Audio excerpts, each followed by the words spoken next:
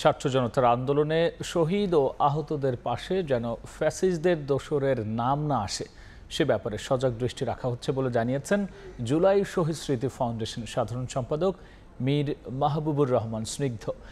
যাত্রাবাড়ীতে জাতীয় নাগরিক কমিটির সভায় কথা বলেছেন তিনি। অনুষ্ঠানে নাগরিক কমিটির মুখপাত্র সামন্তা শারমিন নতুন সংবিধান প্রণয়নের ওপর দাবি জানান।